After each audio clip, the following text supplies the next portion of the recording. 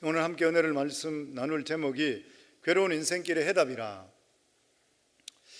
이번 주 타임지에 미국 39대 대통령으로 있었던 지미 카터 대통령의 지금 근황에 대한 기사가 나왔었습니다. 현재 나이 93세, 그리고 로자린 여사 나이 91세. 그럼에도 불구하고 1년에 일주일씩은 꼭 그 집 없는 사람들을 위해서 집을 지어주는 Habitat for Humanity 글로벌 하우징 차리티 기관이죠. 거기에서 집을 지어주고 있습니다. 35년 동안 지금 일을 하고 있습니다.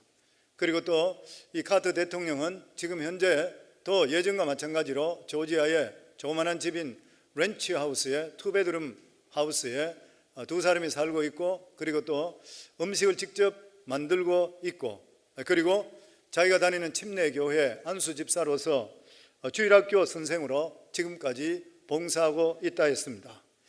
그는 가난한 사람들의 집을 지어주는 것에 대해서 이렇게 말했습니다. 자신이 하나님의 은혜 가운데 기독교인이 되었고, 그리고 그 믿음을 실제적으로 행할 수 있는 기회를 주신 것이 바로 이것이다, 그렇게 고백했습니다. 현재까지 14개 나라와 그리고 21개 주에서 집을 계속적으로 지어주고 있습니다. 현재 전체 매니저로 있는 사람이 리로이 트로이어라고 하는 사람인데 나이가 80세나 된 사람입니다. 33년 동안 지금 일을 전체를 주의하고 있습니다. 주위 사람들이 카터 대통령에게 당신은 어떤 사람으로 기억되기를 원합니까? 이러한 질문에 평화와 그리고 human right, 인권에 대해서 힘쓴 사람이라 그렇게 기억됐으면 좋겠다. 그러면서 하는 말이, 인간이라면 최소한도로 누릴 수 있는 그러한 모든 인권들을 누릴 수가 있어야 된다. 적어도 적들에도 집이 있고 그곳에서 아이들을 키울 수 있고, 그리고 건강보험 혜택을 누리고 하나님의 주신 재능을 사용할 수가 있어야 된다. 주위에서 카터 대통령이 지난번 2015년도 암을 통해서 굉장히 위험한 지경에까지 갔었는데 전 세계 사람들이 이 카터 대통령의 치유를 위해서 하나님께 기도했습니다. 그래서 사람들이 이야기하기를 카터 대통령이 지금까지 암을 이기고 살아있는 그 이유는 하나님께서 그 사람이 필요하기 때문이라, 그렇게 말들을 하고 있습니다. 정말 예수를 잘 믿음을 통해 대통령 때보다도 더 존경받는 사람, 더 많은 지금 일을 하고 있는 사람, 참 멋진 인생을 살아가고 있다고 믿습니다. 저는 우리 성광교회 성도님들도 참 이러한 좋은 그러한 본보기가 되니까 저희 성광교회 성도들 모두 다도 이러한 귀한 삶들을 살아갈 수 있는, 하나님께 영광 돌릴 수 있는 그러한 귀한 지체들이 다 되기를 주 이름으로 축원합니다. 오늘 읽은 성경 말씀은 오병이어의 기적, 보리떡 5개와 물고기 2마리로 5,000명을 먹이고 12광주리가 남은 그 사건 뒤에 일어났던 그러한 다른 하나의 사건입니다. 오병이어의 기적을 통해서 이러한 기적적인 역사가 나타나게 되니까 수많은 사람들이 예수님을 추종했습니다. 그랬을 때 예수님께서는 몸을 피해서 산에 가서 기도하시고, 그리고 제자들에게는 배를 타고 가버나움으로 먼저 가라 이렇게 보냈습니다. 그래서 제자들은 배를 타고 가버나움으로 가는 중간에 밤 4경이라 그랬으니까 지금으로 이야기하면 새벽 3시경 되는 그러한 시간에, 깜깜한 밤에 갑자기 폭풍이 불면서 배가 뒤집어질 것이 물이 들어오기 시작했습니다. 그들은 절망 가운데 있으면서 그들은 두려워하고 떨고 있을 때에 예수님께서 그것을 보고 계시다가 오셔서 그들을 구원해 주시고 가버나움까지 가는 그러한 이야기가 오늘 읽었던 말씀입니다. 오병이어의 기적, 보리떡 5개와 물고기 2마리로 5,000명을 먹이고 12광주리에 남았는 그러한 사건은 사복음서에 전부 다 나와 있습니다.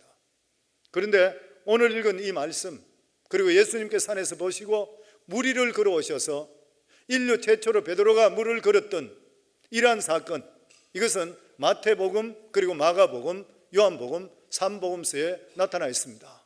굉장히 중요한 그러한 사건인 것입니다. 예수님께서 제자들이 이러한 어려움을 당하게 했던 것은 바로 하나님의 주시는 큰 은혜를 받고 나서 그 믿음을 그대로 계속 유지하고 있는지에 대해서 예수님께 시험을 해 보신 것이요, 우리 삶 속에도 성도님들 하나님이 주시는 크신 은혜를 우리가 경험했으면 그 다음에는 반드시 하나님께서 그 믿음을 가지고 있는지 없는지를 시험합니다.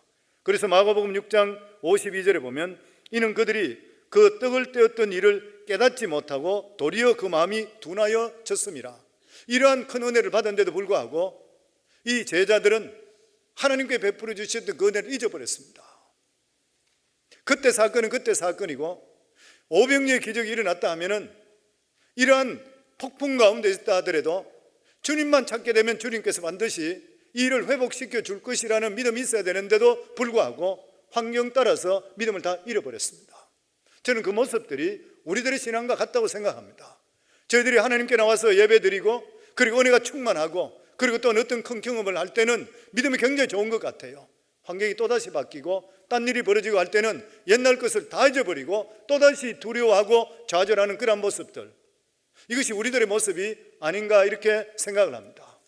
그런데 성도님들, 우리는 하나님께서 은혜를 베풀어 주시면 반드시 그 믿음을 하나님께 시험해 보신다는 것을 우리가 기억할 수가 있어야 되는 것이요. 그리고 뿐만 아니라 우리가 어떤 어려움을 당할 때에 주님께서 알고 계시지만 기다리는 시간을 요구하고 계십니다. 그래서 마태복음 14장 24절에 보면 배가 이미 육지에서 술이나 떠나서 바람이 거슬림으로 물결을 인하여 고난을 당하더니 마가복음에는 바람이 거슬림으로 제자들이 괴로이 노젓는 것을 보시고, 인생은 괴로운 인생길이에요. 제자들이 아무리 노를 젓는데도 불구하고 배가 나가질 않습니다. 맞바람 때문에 환난에서 벗어나지를 못하는 것이요. 우리 인생도 종종 이것을 느낄 때가 있습니다. 신앙생활을 열심히 했는데도 불구하고 어느 날 예수님께서 계시지 않는 것 같이 느껴질 때가 있는 것이요. 고생만 하고 발전이 없는 것이요. 그런데 이 고생을 주님께서 보고 계시는 것이요. 주님은 우리 인생이 괴로운 삶, 노젓는 인생을 보고 계시는 것이요. 피곤하고 지친 모습을 보고 계시는 것입니다. 그런데 중요한 것은 하나님께 사용하는 사람의 특징이 뭐냐면은 괴로운 노젓는 과정을 반드시 통과해야 되는 것이에요. 누가복음 5장에도 보면 베드로가 그물질을 합니다. 그물을 계속적으로 던지는데 빈 그물만 올라오는 것이에요. 고기가 한 마리도 잡히지 않습니다. 성도는 고기가 만약 잡힌다면 육신은 힘들어도 기분이 좋아요. 그런데 한 마리도 안 잡혀요. 얼마나 고통스러운 일인지 모르는 것이요. 배를 젓더라도 앞으로 나가면 기분이 좋아요. 재미가 있어요.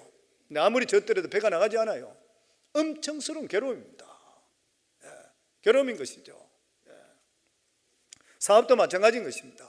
같은 시간에 가서 열심히 일했는데 돈이 막 들어오고 손님이 오면 몸이 피곤해도 너무 기분 좋아요. 다 피로가 풀려요.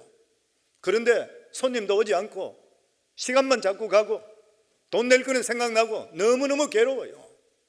너무 괴로운 것이에요. 지금 괴롭게 노를 젓는 것과 똑같은 것이에요.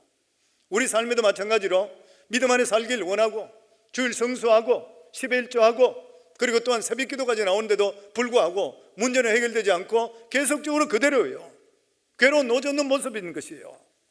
성경에 보면 요셉도 말씀대로 살려고 노력했지만 종으로 팔려갔어요. 그리고 감옥까지 가버렸어요. 괴롭게 노젓는 그런 모습입니다. 우리 인생에 이런 것이 있어요. 보면 모세도 하나님 뜻대로 살기를 원했지만 결과적으로 40년 광야길에 버려졌어요. 괴로운 인생길을 40년 동안 말할 수 없는 고통이에요. 사도 바울도 마찬가지입니다. 그는 다메섹 도상에서 예수님을 만나고 나서 하나님께서 이방인의 사도로 보낸데도 불구하고 그에게 기다리는 것은 감옥이었습니다. 감옥살이 했어요. 마지막에도 감옥으로 죽었어요. 괴로운 인생길인 것이에요. 어려운 일인 것입니다. 오늘 이 자리에 나오신 우리 성도님들, 그래도 내가 믿음 안에 살려고 하는데도 불구하고 해결되는 게 없어요. 눈에 보일 때에 괴로운 노젓는 그런 기간이에요. 하나님께서 이것을 반드시 우리를 시험하시고 이것을 통과할 때에 하나님이 주신 그 은혜를 오랫동안 간직하고 복을 받기 위해서 이 길을 통과하게 만들어 주시는 것이에요. 그런데 문제는 무엇이에요? 오늘날 신앙인들은 이런 것을 통과하는 것을 배우지를 못해요. 괴롭게 노젓지를 않는 것이에요. 보면 사람들이 인내심이 없는 것이에요. 조금만 안 되면 포기해 버리는 것이에요. 우리 앞길에는 정말 아무것도 보이지 않는 깜깜한 일이 있다 한다 하더라도, 진전이 없다 한다 하더라도 우리가 하나님 안에서 이렇게 괴로운 노젓는 일을 계속적으로 해나갈 수가 있을 때에 하나님께서 때가 될 때 우리 자신들을 간섭하시고 들어서서 일을 해결하시고 열매 맺게 만들어 주신다는 것이요. 왜 그렇습니까? 주님이 살아계시고 보고 계시는 거예요. 마가복음 6장 47절로부터 48절에 보면 저물매 배는 바다 가운데 있고 예수께서는 홀로 무태 계시다가 바람이 거스름으로 제자들이 힘겹게 노젓는 것을 보시고 밤사경에 바다 위로 걸어서 그들에게 오사. 제자들이 이렇게 힘들게 있을 때에 예수님께 무태에서 보고 계셨다는 것이요. 성도 예수님은 시공을 초월해 살아계시고 역사하는 분입니다. 우리가 고난당하고 어려움 당하는 것을 예수님께서 알고 계시는 것이요. 우리가 고난당할 때에 주님께서도 함께 동참하시고 함께 기도하고 계시는 것이요. 성경에 보면 스데반 집사가 돌 맞아 죽어 순교하는 그 순간에 예수님은 하나님 우편 보좌 우편에 앉아 계시고 기도하셨다 그랬습니다. 보고 계셨던 것이요. 예수님 우리가 당하고 있는 것 어려운 일들 다 알고 계시는 것이요. 그리고 하나님의 때에 찾아오시는 것이요. 예수님 항상 결정적인 순간에 제자들에게 오셨습니다. 그런데 마태복음에 보면은 무리를 예수님께서 걸어오셨을 때에 제자들이 깜짝 놀라서 유령이라 그랬습니다. 예수님께 도와주러 오기 위해서 왔는데도 불구하고 그들은 너무나도 두려워했습니다. 저는 이 모습을 보면서 우리들의 모습과 똑같다 그래 생각합니다. 위기의 순간에 예수님이 실제로 나타난다고 생각하지를 않는 것이요. 실제로 내 삶 속에 기적이 일어난다고 믿지를 않는 것이요.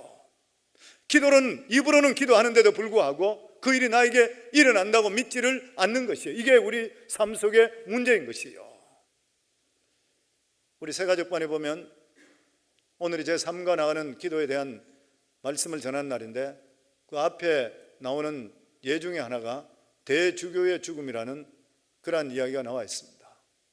대주교는 매일 하나님께 나와서 기도합니다. 주여 하나님 이렇게 부르짖습니다. 도와주시옵소서 이렇게 부르짖습니다. 하나님께서 하루는 보시다가 제가 저렇게 부르짖는구나, 내가 응답을 해줘야 되겠다 해서 어느 날 대주교가 나와서 하나님 그러니까 그래 무슨 일이냐 그러니까 깜짝 놀라서 심장마비를 죽어버리는 거예요. 왜냐하면 하나님께서 기도를 들어주시고 자기하고 교통하고 있다는 걸 생각하지 못했던 것이에요. 오늘날 수많은 사람들이 기도는 그냥 근성으로 하는 경우가 많습니다. 들어주면 들어주고 안 들어주면 안 들어주고 그냥 해버리는 것이에요. 기도라는 것은 살아계신 하나님을 생각하기 때문에 반드시 그 기도가 하나님께 들으신다는 것을 기억하고 기도할 수가 있어야 되는 것이에요. 그래서 오늘 예수님께서 무리를 걸었던 이 사건을 통해 몇 가지 우리에게 교훈하십니다. 인생에게는 생각하지 못한 그러한 폭풍과 파도가 있다는 것이죠. 우리 삶 속에 생각하지 못한 일이 벌어집니다. 오늘 평탄하다고 내일 평탄 보장이 될 수가 없습니다. 오늘 사업이 잘 된다고 내일까지 사업 잘 되는 거 보장될 수 없습니다. 오늘 직장이 좋다고 내일까지 그 직장이 계속 연결돼. 사람들은 항상 지금이 좋으면 앞으로도 계속적으로 연결될 거라 생각해요. 절대 그렇지 않습니다. 우리가 생각하지 못하는 그런 풍파가 언제든지 오는 것이요. 그리고 사람들은 돈을 잘 벌고 모든 것이 좋으면 걱정도 없을 것 같지만 그렇지 않아요. 옛날 한국말이 그대로예요. 천석구는 천가지 걱정, 만석구는 만가지 걱정에 맞는 것이에요. 그리고 믿음이 있다고 하더라도 역경이 없는 것은 결코 아니라는 것이요. 기도 많이 한다 하더라도 위기가 안 오는 것이 결코 아니라는 것이요. 성경에 보면 선인이나 악인이나 모두에게든지 고난이 다 있다 그랬습니다. 그런데 우리가 그 가운데서 어떤 자세를 취하느냐가 틀리는 것이요. 또 뿐만 아니라 우리가 고난 당할 때 예수님께서는 결코 외면하시지를 않는 것이요. 자녀가 건강하면 부모님들은 그냥 보고 있습니다.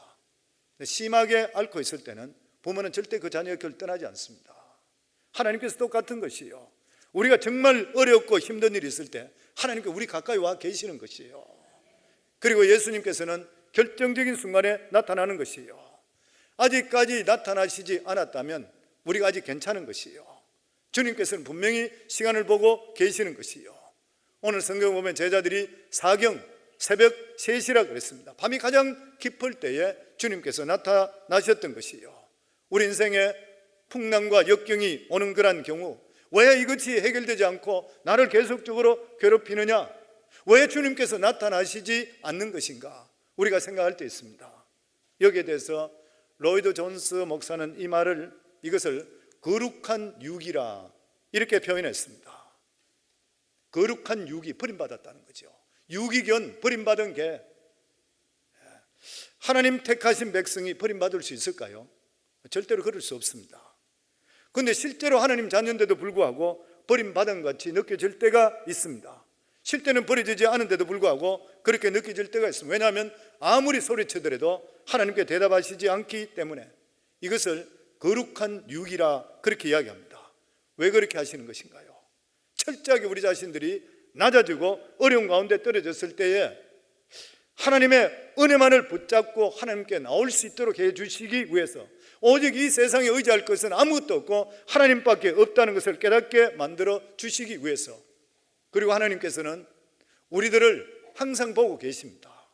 보고 계시다가 마귀에게 아주 넘어가도록 만드시지 않도록 하시고 하나님께 돌아올 수 있을 쯤 돼서 하나님께서 우리에게 나타나시는 것이요. 그래서 우리가 믿음 생활할 때 보면 이러한 어려움과 고통 속에서도 하나님을 만나고 가까이 갈 때에 믿음이 죽순같이 자라나는 거예요. 그때가 믿음이 최고 나타납니다. 성도, 우리가 모든 것들이 평탄하고 잘 될 때는 믿음이 절대 안 자라요. 오히려 믿음이 퇴보해 버립니다. 그런데 어려움 가운데 있는데도 불구하고 그래도 믿음을 배반하지 않고 하나님을 의지하면서 그래도 엎어지더라도 예배당에 엎어지면서 하나님만 의지합니다 할 때에 어느 순간에 하나님이 역사한 걸 체험하게 되고, 아, 이럴 때 하나님이 이렇게 해주시구나 그러면서 믿음이 자라나게 되어 있는 것이에요. 보면. 아멘. 혹시 오늘 이 자리에 나오신 우리 성도님들 버림받았다고 생각되는 그런 분 있습니까? 왜 하나님께서는 나에게 대해서 무관심하다 이렇게 생각하는 분들이 있습니까? 바로 지금이 하나님께서 우리에게 버림받게 있는 것 같이 느껴질 수 있도록 만드는 그러한 기간들, 이 기간 동안 하나님께서 우리들에게 원하시는 것은 더욱더 하나님께 매달리기를 원하고 계시는 것입니다. 그리고 하나님과 교통하기를 원하셔요. 하나님은 살아계시잖아요. 하나님께서 우리들과 함께 교통하기를 원합니다. 우리가 예수 믿고 구원받은 하나님의 자녀들은 우리 속에 누구든지 성령이 우리 속에 내주하시는 거예요.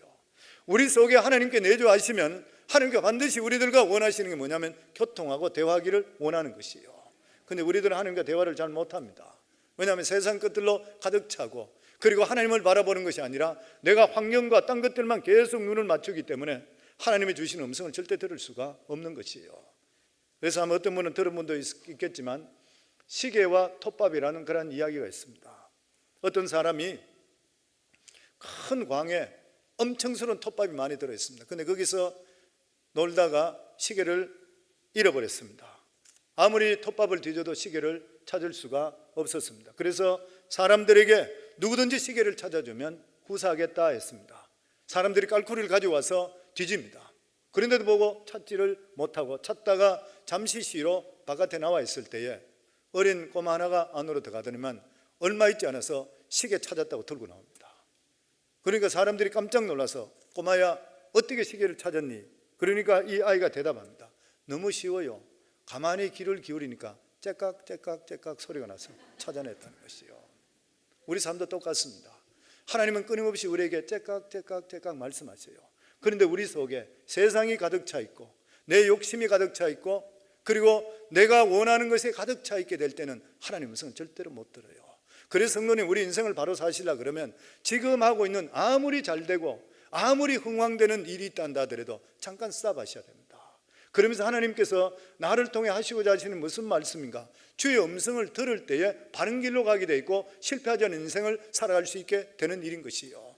그래서 성도님들, 괴로운 인생길 살고 내가 기도하는데도 불구하고 어려운 일 속에 들어있는 분들이 있습니까? 하나님께서 지금 시험하는 기간이고 그때는 우리 자신들이 잠시 멈춰서서 하나님께서 나를 통해 무엇을 하실까 들을 수 있는 시간이 되기를 주 이름으로 축원합니다. 그리고 우리 괴로운 인생길을 해결할 수 있는 해답은 바로 예수님을 우리 삶 속에 초청하는 것이에요. 내 삶에 입으로는 주인을 하는데도 불구하고 내 마음대로 하는 것은 멈추시고 주님께서 원하시는 길을 갈 수가 있어야 되는 것이에요. 마가복음 6장에 보면 제자들이 그가 바다 위로 걸어오심을 보고 유령인가 하여 소리 지르니 그들이 다 예수를 보고 놀람이라. 이에 예수께서 곧 그에게 말씀하여 이르시되 안심하라, 내니 두려워하지 말라. 위험에 빠진 제자들이 가장 필요한 것이 무엇입니까? 안심하라, 두려워하지 말라. 네. 그러면서 안심시켜 주는 것이요, 오늘 우리가 당하는 우리 불행 중에서, 불황 중에, 어려움 중에서도 경제적인 불황일 수도 있고 아니면 불치병일 수도 있는 것입니다. 성도님, 우리가 당하고 있는 여러 가지 일에 대해서 우리 자신들이 다 책임질러 하지 마세요. 우린 그렇게 책임질 수 있는 능력이 우리 속에 없어요. 모든 것들을 우리가 책임진다 그러면 스트레스 받아 못 살아요. 우리 삶 속에 가장 먼저 해야 될 게 뭐냐면 예수 그리스도를 초청하는 것이요. 우리가 예수를 어떻게 초청합니까? 성경에 보면 예수님을 가깝게 할 수 있는 일이 뭐냐면 기도하면 할수록 가까워진다 그랬어요. 신명기 4장 7절에 보면 우리 하나님 여호와께서 우리가 그에게 기도할 때마다 우리에게 가까이 하심과 같이, 성도님들 하나님과 가까워지시기 원하는가요? 그러면 기도하셔야 돼요. 우리 믿음의 사람들이 가장 소원이 무엇입니까? 하나님과 가까워지는 것이잖아요. 그런데 어떻게 하나님과 가까워져요? 기도의 자리에 나오지 않으면서 어떻게 하나님 가까워져요? 기도의 자리에 나와서 하나님께 기도할 때 그때 하나님과 가까워지는 것이에요. 저는 항상 마음에 두고 사는 것이 뭐냐면은 내가 할 수 있는 일이 있고 할 수 없는 일이 있다. 내가 할 수 없는 일이면 빨리 하나님께 맡기고 잊어버려야 돼요. 왜냐하면 하나님 책임져 주시니까. 우리가 잘 알고 있는 말씀입니다. 예레미야 33장 2절부터 3절에 보면 일을 행하는 여호와, 그것을 지어 성취하는 여호와, 그 이름을 여호와라는 자가 이같이 이르노라. 너는 내게 부르짖으라. 내가 내게 응답하겠고 내가 알지 못한 크고 비밀한 일을 내게 보이리니. 이 말씀의 배경을 잘 아시잖아요. 유다왕 히드기야 왕 때에 10년 됐을 때에 바벨론 왕 느부갓네살이 유다를 쳐들어가고 예루살렘을 둘러쌌습니다. 그때 이 예레미야 선지자가 동서사방 불철주야로 뛰면서 이스라엘 백성들이 회개하라 했습니다. 그래야 우리가 살아남는다. 그리고 하나님께서 이 유다를 바벨론에 붙였으니까 항복해라. 그러니까 시드기야 왕과 신하들이 미친놈이라 해서 잡아서, 그리고 나서 그를 시위대 감옥, 굴 감옥에다 집어넣어버렸어요. 꼼짝할 수가 없었던 것이에요. 예레미야 선지자가 자기가 불철주야로 뛰어야 되는데도 불구하고 이 사람들이 회개하지 않고 있는데 감옥소에 갇혀 있으면 내가 어떻게 합니까? 하나님께 내가 하나님이 어떻게 합니까? 그래서 하나님의 음성이 들리는 거예요. 그게 바로 일을 행하는 여호와, 그것을 지어 성취하는 여호와, 그것을 그 이름을 요하는 자가 이같이 이르노라. 너는 내게 부르짖으라. 내가 응답하겠고. 이 말씀하시는 것이에요. 무슨 말씀인 것입니까? 우리 살아가는 모든 삶의 주권은 하나님이 가지고 계신다는 거예요. 모든 문제 해결점의 키는 뭐냐면 하나님이신 것이요.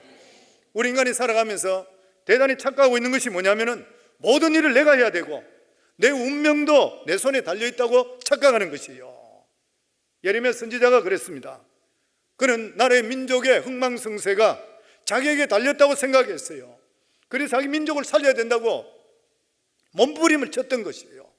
그러다 왕에게 밉보여서 감옥에 잡혀 들어갔습니다. 그래서 예레미야는 하나님 어떻게 하라 말인 것입니까? 내가 동분서주 하는데도 해결되지 않는데 감옥에 갇혔으니까 나는 어떻게 합니까? 그랬을 때 주신 말씀이요, 일을 행하는 여호와, 그것을 지어 성취하는 여호와, 그 이름을 요하는 자가 이같이 이르는 너는 부르짖어 기도해라. 하나님께서 예레미야 선지자를 감옥에 가뒀습니다. 시드기야 왕을 통해서 감옥에 가둬버린 거죠. 왜 그런 것이에요? 환경만 보고 뛰어다니기 때문에. 눈에 보이는 것만 계속적으로 뛰어다녀요. 선지자인데도 불구하고 하나님께 매달릴 생각하지 않고 일에 매달렸던 것이에요. 그러니까 하나님께서 감옥에 집어넣어 버렸습니다. 우리 인생도 마찬가지인 것이에요. 모든 문제의 해결점이 하나님인데도 불구하고 우리들은 우리 생각대로 살아갈 때가 너무나 많이 있어요. 성도님, 질병의 감옥에 갇혀 있습니까? 하나님부터 먼저 찾기를 주 이름으로 축원합니다. 사업의 절망에 갇혀 있는 그런 분들이 계십니까? 신앙 정립부터 먼저 할 길을 주 이름으로 축원합니다. 우리의 시선이 하나님께 벗어나 있을 때는 하나님께서 우리들을 절망의 감옥으로 몰아넣을 때가 있다고 하는 것이에요. 그러면서 하나님께서 이 예레미야 선지자에게 네가 할 일은 부르짖어 기도하는 것이라. 예레미야가 묻습니다. 하나님, 나는 시위대 뜰에 갇혔고 나라가 이렇게 긴박한 상황이 있는데 내가 할 일이 무엇입니까? 그러니까 하나님께서 너 할 일은 없다. 너 할 일은 없다. 이 일은 내가 한다. 이 일을 행하는 여호와, 그것을 지어 성취하는 여호와, 이 일은 내가 한다. 네 할 일은 딴 것이 아니라 그냥 부르짖고 기도해라. 기도하면 이 일은 내가 한다. 책임진다.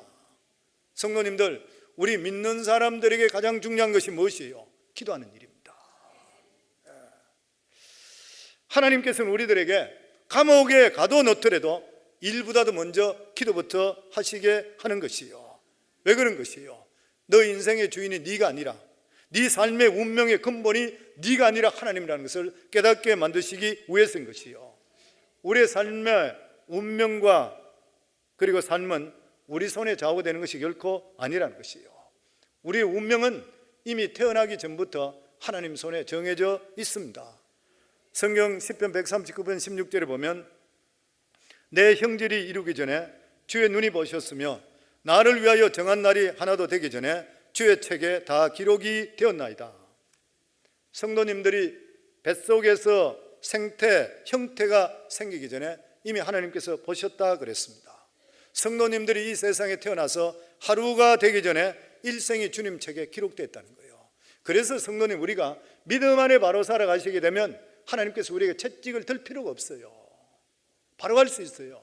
믿음에서 벗어나게 될 때는 하나님께서 우리에게 채찍을 들어서라도 바른 길로 돌아오게 만드시는 것이에요. 그리고 세상을 살아보시면은 우리 뜻대로 안 되는 거 너무 많이 겪어요. 내 생각대로 안 되는 게 너무 많아요.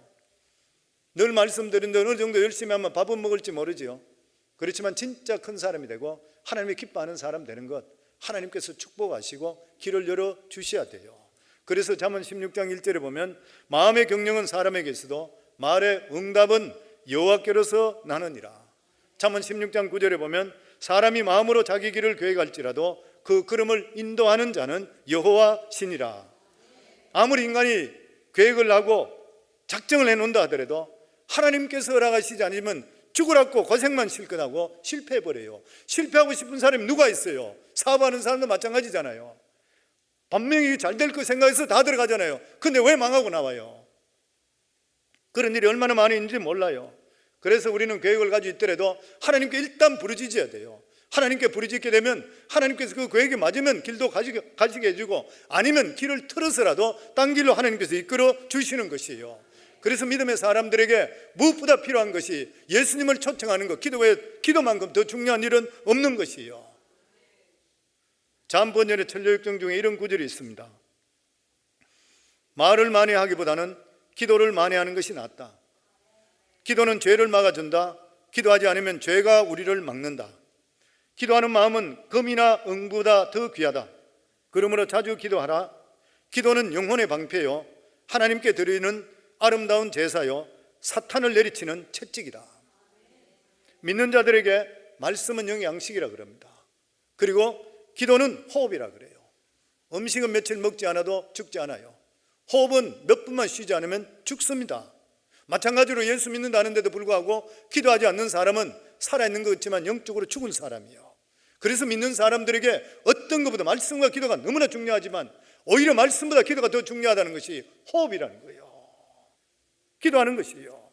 하나님께서 우리들에게 응답하실 때에 꼭 기도를 통해서 우리에게 응답해 주시는 것이에요. 그래서 기도는 믿는 자에게 특권인 것이고 복받는 그러한 길인 것이에요.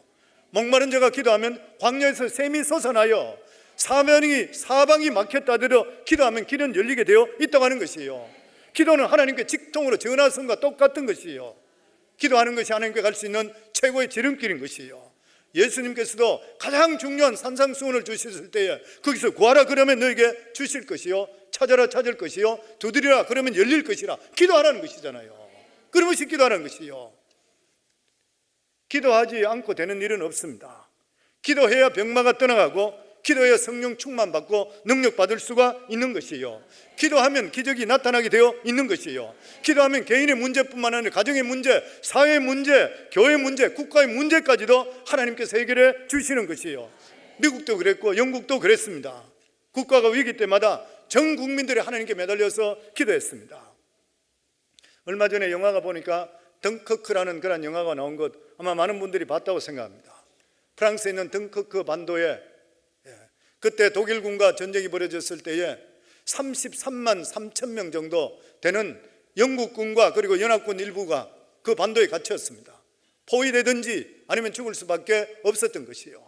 이랬을 때에 영국의 처칠 수상이 전 국민들에게 기도의 날을 정하고 하나님께 부르짖기 시작했습니다.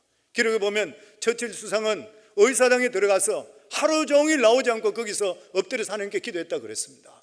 그런데 그러고 나서 놀라운 일이 벌어졌던 것이 이 덩커크에 자기들이 포위되어 있는 그 장소 바깥에 독일군들이 있는 장소에 억수 같은 비가 쏟아지기 시작하는 거예요. 그래서 비행기가 뜰 수가 없었고 그 기갑부대, 그렇게 강력한 기갑부대가 진흙탕에 빠져서 움직일 수가 없었는 거예요. 그때에 본국에서 적은 배들부터 해서 수많은 배들이 오면서 33만이 넘는 사람들을 완전히 다 구제했어요. 다 구해냈어요. 하나님의 기도 때문에. 전 국민이 기도할 때야. 미국도 마찬가지잖아요. 옛날에 아폴로 13호죠. 닉슨 대통령이 있을 때 1970년도 때에 비행기가 달나라로 쏴 올렸다가 우주선이 갔다가 길을 잃어버렸잖아요. 고장나 버렸잖아요. 돌아올 수 있는 길이 없잖아요. 미아에 빠졌습니다. 완전히 그냥 끝나버리는 것이에요. 그랬을 때에 전 미국과 그리고 전 세계에 나와 있는 모든 미군들 그리고 대사관들, 주재원들 모두 다에게 조기를 내리고 나서 하나님께 전심으로 기도하자 그랬어요. 근데 갑자기 길을 찾게 되고 안전하게 다 돌아왔어요. 성도님들, 기도할 때는 하나님의 능력이 나타나게 되어 있는 것이에요. 기도하면 땅도 고쳐주시어요. 황폐한 땅도 기름지게 만들어 주시는 것이에요.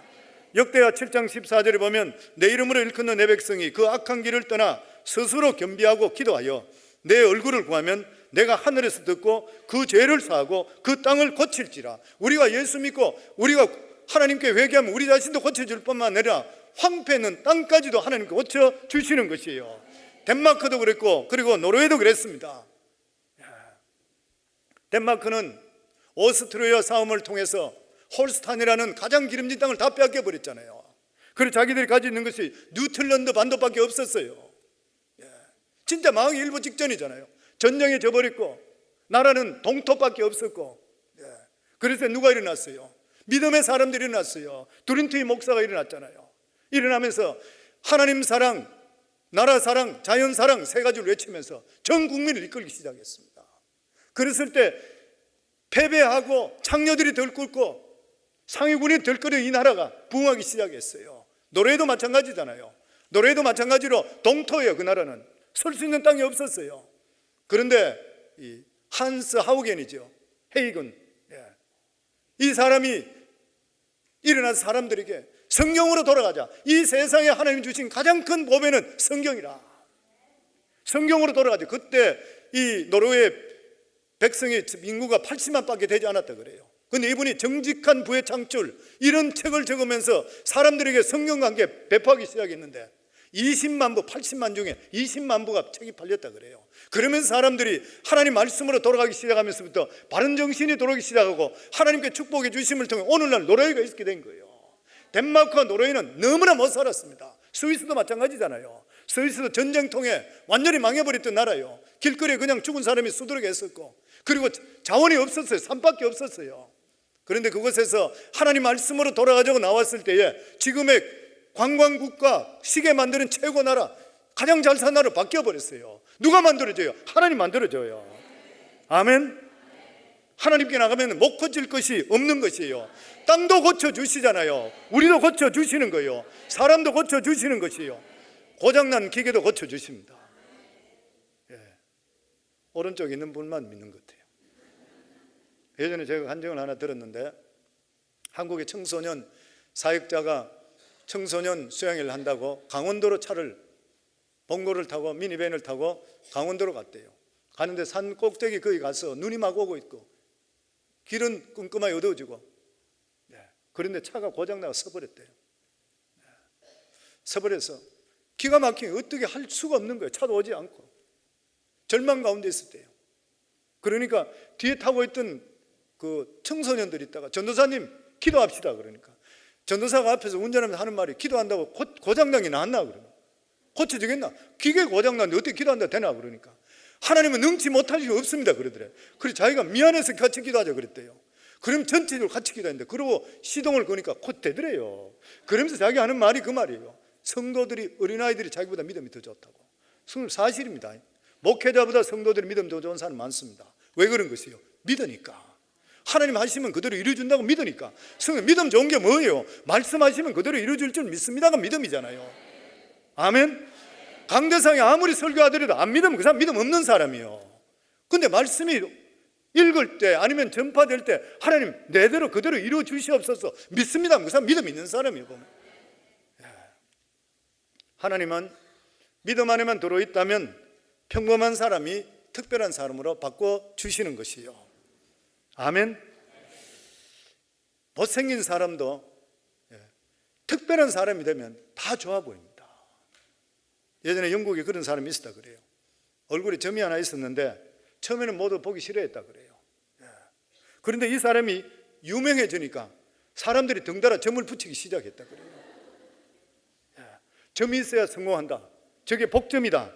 점이 있어야 인기를 누릴 수 있다. 이렇게 루머가 퍼지기를 시작해요. 루머죠. 실제로 루머지 그게. 진짜일 수는 없겠지만 루머가 퍼지기를 시작했다 그래요. 성도님 복음 받아보세요. 사람들 따라갑니다. 성도님 우리가 전도하는데 제일 좋은 게 뭐예요? 예수 믿고 바로 살고 복 받으시면 돼요. 그러면 주위에 볼 때 사람들이 볼 때 저 사람 이상하네. 옛날에 별 볼 일 없는데 어느 순간에 성광교회 다니던 바뀌었어. 그러고 나서 그 사람 보고 따라가기 시작하는 거예요. 얼굴도 잘생기고 못생기고 따로 없어요. 우리가 진짜 믿음 안에 들어오고 유명해지고 괜찮아지면 그 얼굴이 표준이 돼요. 세계적으로. 고린도전서 1장 27절에 보면 그러나 하나님께서 세상에 미련한 것을 택하사 죄 있는 자를 부끄럽게 하려 하시고 세상에 약한 것을 택하사 강한 것을 부끄럽게 하려 하시며 이 세상에 가장 귀한 사람이 누굽니까? 믿음으로 기도하는 사람이요. 왜냐하면 그 사람은 무서운 사람이요. 능력을 나타내는 그러한 사람인 것입니다. 기도는 하나님을 매사에 인정한다는 정의인 것이요. 무슨 일이든지 물어보는 사람이요. 늘 우리 성도님 잘 알고 있는 대로 사울 왕과 다윗 왕의 차이가 물어보지 않은 거잖아요. 안 물어봤던 사울은 실제로 볼 때는 그렇게 잘못한 게 많이 나타나지 않는 것 같아요. 그런데 하나님을 무시해버렸어요. 멸망했습니다. 다윗은 나무 여자를 취해서 간음까지 하고 남편까지 죽였던 사람이요. 그런 사람인데도 불구하고 그는 하나님을 온전히 경외하고 회개했기 때문에 그를 하나님 마음에 합한 자라 축복해 주신 이유가 무슨 일이든지 항상 물었더라. 역대상 14장 10절에 보면 다윗이 하나님께 물어 이르되 내가 블레셋 사람을 치러 올라가라이까 주께서 그들을 내 손에 넘기시겠나이까 하니 여호와께서 그에게 이르시되 올라가라 내가 그들을 내 손에 넘기리라. 성도님들 기도하시면 하나님이 우리 편 되어 주시는 것이요. 기도하면 하나님 책임져 주시는 것이요. 그리고 마지막 절 21절에 보면 이에 기뻐서 배로 영접하니 배는 곧 저희에 가려던 땅에 이르렀더라. 무슨 말인 것이요? 배를 저으면서 그렇게 혼자 가려고 괴로운 인생 살았었는데 주님께서 오셔서 배에 타는 그 순간에 배가 한순간에 가버나면 가버렸어요. 그래서 성도님들 이 세상에 가장 지름길, 가장 빠르고 가장 지름길이 뭐냐면 주님이 함께하는 거예요. 많은 사람들이 내가 너무 바쁘기 때문에 신앙생활 잘 못합니다. 요즘 돈 벌기 때문에 신앙생활 제가 잘 못합니다. 내가 이 일 끝내야지 내가 신앙생활 잘합니다. 천만에요. 아니에요 성도님들. 내가 아무리 바쁘고 내가 아무리 한다 하더라도 주께서 함께 하지 않으시면 결과가 그게 개런티가 안 돼요. 아무리 바쁘고 어려운 일이 있다 하더라도 주님을 먼저 삼고 내가 믿음적으로 먼저 들어가면 늦게 출발한 것지만 딴 사람은 먼저 가 있어요 성도님들. 왜냐하면 하나님께 함께 해주시기 때문인 것이요. 이걸 체험하셔야 돼요. 그럴 때 우리가 당황하지 않고 급히 가고 그리고 안 뺏기려고 그러고 이렇게 발버둥 칠 필요도 없어요. 하나님께서 함께 하실 때는 필요한 것들은 항상 채워주시고 그리고 목적지에 달성할도록 만들어 주시는 것이고 놀라운 일들을 우리 삶 속에 일으켜 세워 주시는 것이요. 그래서 성도님들 밭에 물이 나말랐을 때에 우리가 물을 길러서 채우려고 그러면은 진짜 죽을 똥 고생해도 다 못 자요.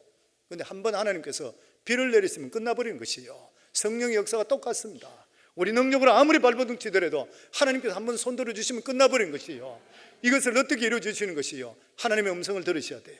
내 자신의 지금 삶이 바른 삶인가 아닌가 멈추셔야 되고 두 번째는 하나님께 부르짖으세요. 그러면 죽은 자도 살리시는 하나님의 역사가 우리 삶 속에 임하게 되고, 땅도 고치시고 세상도 고치신 하나님이 우리 삶 속에 역사해 주시게 되어 있다고 하는 것이요, 이러한 역사를 체험하며 늘 살아가는 우리 성광교회 성도 다 되기를 주 이름으로 축원합니다.